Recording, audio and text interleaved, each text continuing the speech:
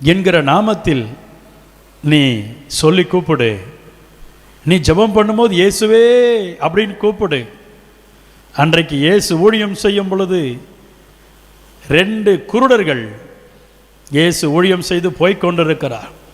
அவரை பார்த்து கூப்பிட்டார்கள், தாவீதின் குமாரனே, எங்களுக்கு இறங்கும் அப்பா, எங்களுக்கு இறங்கும். முன்னாடி போற சீஷர்கள் மற்றவெல்லாம் அதட்டினார்கள், அமைதலாயிரு, சத்தம் போடாத, அமைதியாயிரு என்று சொன்னார்கள்.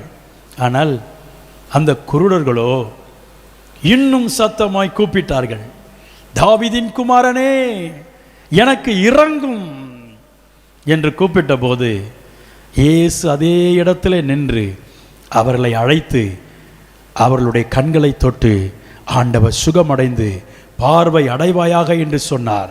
அவருடைய கண்கள் திறக்கப்பட்டது.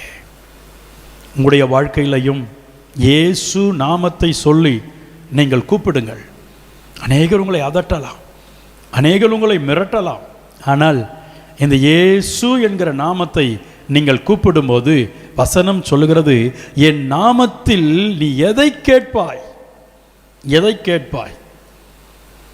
பைபிள் சொல்லுகிறது, அவருடைய சித்தத்தின்படி நீங்கள் கேட்டால் அதை ஆண்டவர் நிச்சயம் உங்களுக்கு கொடுப்பார், நிச்சயமாய் உங்களுக்கு கொடுப்பார். வசனம் அதைத்தானே சொல்கிறது, பிதா குமாரனில் மகிமைப்படும்படியாக அதை நான் செய்வேன். மத்தேயு 7:7 சொல்கிறது பாருங்களேன், கேளுங்கள் அப்பொழுது உங்களுக்கு கொடுக்கப்படும். அவருடைய நாமத்தில் கேளுங்கள், அவருடைய நாமத்தை சொல்லி கேளுங்கள், இயேசுவே என்று சொல்லி கேளுங்கள். 2வது ஆண்டவர் சொல்றார், நீ கேளப்பா, சும்மா இருக்காத. அதுதான் ஜெபம். ஜெபம் 1 சாமுவேல் 1:10 சொல்கிறது, அன்னாள் தேவ சமூகத்திலே போய் அழுகிறார், ஐயோ எனக்கு குழந்தை இல்லை, என்னுடைய நிந்தனை தாங்க முடியவில்லை, எல்லாரும் என்னை நிந்திக்கிறார்கள், எல்லாரும் என்னை தூஷிக்கிறார்கள், எல்லாரும் என்னை அவமானப்படுத்துகிறார்கள், குழந்தை இல்லை என்று ரொம்ப கலக்கத்தோட அவள் தேவாலயத்தில் போய் ஆண்டவரை பார்த்து அழுதுகிறாள், அழுது ஜெபிக்கிறாள். வசனம் சொல்கிறது, அவருடைய ஜெபத்தை கர்த்தர் கேட்டாரு, அவருடைய அழுகுரலை கர்த்தர் கேட்டாரு.